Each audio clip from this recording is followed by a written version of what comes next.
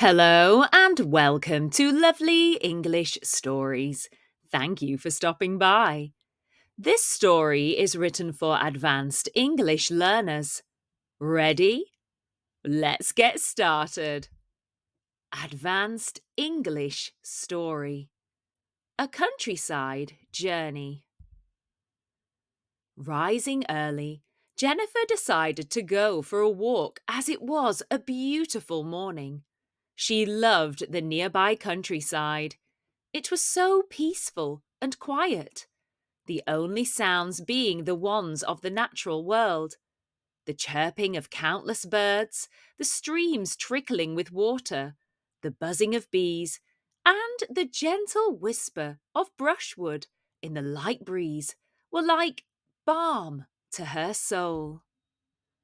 As Jennifer approached the neighbouring fields, she saw, cloaking the hillside, a woodland of native trees, which included ash, beech, and oak. They were attractively covered in foliage of different shades of green. In the undergrowth, wood mice, rabbits, and squirrels sometimes played. Once, Jennifer had caught sight of a stoat bounding its way to a neighbouring babbling brook. It was such a stunning area. A river ran through the pasture land, and where the water was shallow, quaint stepping stones had been placed at some time in the past, making crossing over to the other side somewhat of an adventure. Alternatively, a charming stone bridge for the more sedate had been built, creating an enchanting scene reminiscent of times gone by.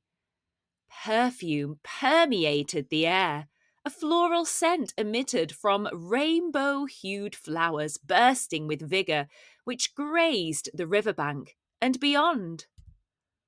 Foxgloves, geraniums, and wild roses grew alongside ferns of various sizes.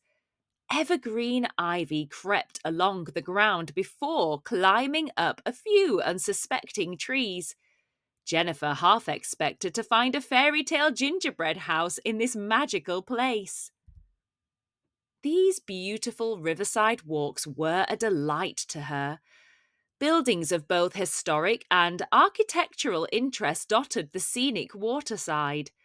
Where once stood a hamlet, long since decayed, a solitary, derelict corn mill remained.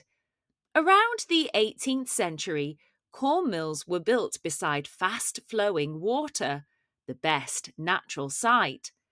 The mill house was often attached, but sometimes a separate working area. Water wheels were usually at the rear of the mill and often encased in a small lean-to shed. It is sometimes thought odd that the purpose of the outbuilding was to keep the water wheel dry. However, much damage could occur to the timber on frosty nights. Also, a half-dry, half-wet wheel could warp badly. These derelict buildings provided a stunning backdrop and haven for wildlife. Waterbirds, such as the mallard and moorhen, regularly visited. An uncultivated flower meadow strewn with buttercups, daisies, and clover cloaked the fringes of the water where various grasses grew, blurring the bank's edge. In the dappled light, diamond-clear crystals of water reflected the sun's rays and shimmered like molten gold. Further alongside the river, dating back over 2 centuries, were the ruins of an iron forge. Anvils were once the main production here, and after also falling into disrepair, a small workshop stood where cutlery was manufactured. Luckily, a pretty renovated farmhouse still stood nearby and was occupied by the family who have inherited it through the generations. Reached by lovingly restored paths which formed a trail, Jennifer passed the woodland where, at dusk, bats patrolled the river, flying low. Alongside the water, The kingfishers, robins, and wrens glided around the abundance of trees. It was folklore that wolves lived in the woods, but thankfully none had ever been seen. Jennifer walked on in the wonderful countryside. Now the sun was blinding in the cloudless sky. Endless rolling hills stretched before her into the distance, beautiful in their serenity. The scene was captivating. Looking around her at the stunning countryside, Jennifer was so thankful that she lived nearby. Now, let's go through some of the advanced British English vocabulary you have just read in this story. We'll start with buzzing. Buzzing means to produce a humming sound, often associated with activity or excitement. We mention in the story the buzzing of the bees. Another example could be the city streets were buzzing with people at the festival. Crystals. Crystals are solid substances in which atoms are arranged in a regular, repeating pattern. They're often used as decoration or jewellery. So, for example, she admired the sparkling crystals in the jewellery store window. Cutlery. Cutlery means utensils that are used for eating or serving foods, such as knives, forks, and spoons. For example, the restaurant provided elegant silver cutlery for its dinners or diners. That must be a very posh restaurant if they have silver cutlery. Emitted or to emit. This verb means to release or give off something, such as light, sound, or odour. The flower emitted a sweet fragrance that filled the room. To inherit or inherited. To receive something such as money or property from someone who has died. For example, she inherited her grandmother's antique jewellery collection. Serenity.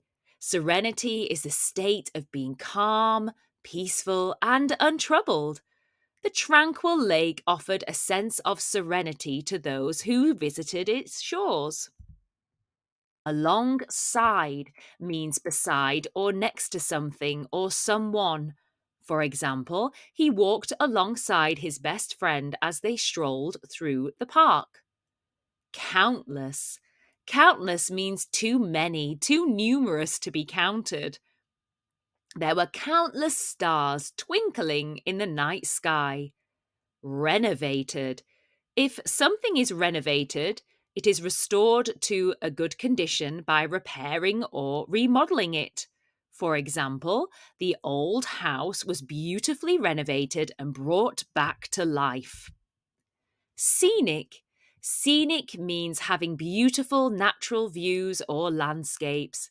They went on a scenic drive. Somewhat.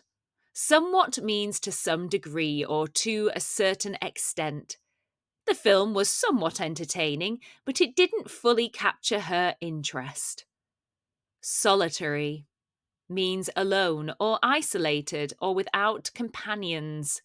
He enjoyed the solitary walk along the deserted beach at sunset. Timber. Timber means wood that has been prepared for use in construction, building, carpentry. The carpenter selected high-quality timber for building the new furniture. Abundance.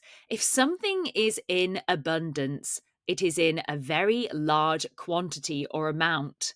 The farmer's market was filled with an abundance of fresh fruits and vegetables. Captivating.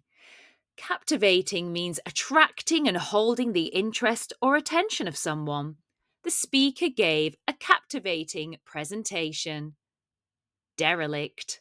If something is derelict, it is in a very poor condition because it has been neglected or disused. The derelict building was slated for demolition due to its unsafe condition. Dusk. Dusk is a lovely time of day, especially in the summer. And it's the time of day immediately following sunset when the sky gradually darkens. The park took on a magical quality as dusk settled over the landscape. Uncultivated means not cultivated or farmed. It means wild or untamed. The uncultivated field was overrun with beautiful wildflowers. Sometimes uncultivated can be a good thing. Vigor. Vigor means physical strength, energy, or vitality. Despite his age, he approached each day with vigor and enthusiasm. Unsuspecting. Unsuspecting means not aware of or expecting something, especially something harmful or unpleasant. The wolves attack their unsuspecting victim. Now, we mentioned these in the story anvils or an anvil. These are heavy iron blocks with a flat top surface and a horn used by blacksmiths for hammering metal into shape. The blacksmith pounded the red hot metal on the anvil to shape it into a horseshoe. Undergrowth. Undergrowth is low growing vegetation, such as bushes and shrubs, that grow beneath taller trees or plants. The dense undergrowth made it difficult to see more than a few meters into the forest. We hope you enjoyed this lovely English story and the vocabulary explanations. Thank you for stopping by. And don't forget to like, subscribe, and share. Get productive and check out our language learning productivity packs on Etsy. Remember to use code YouTube10 for 10% off. You can find the link in the description box below. See you soon!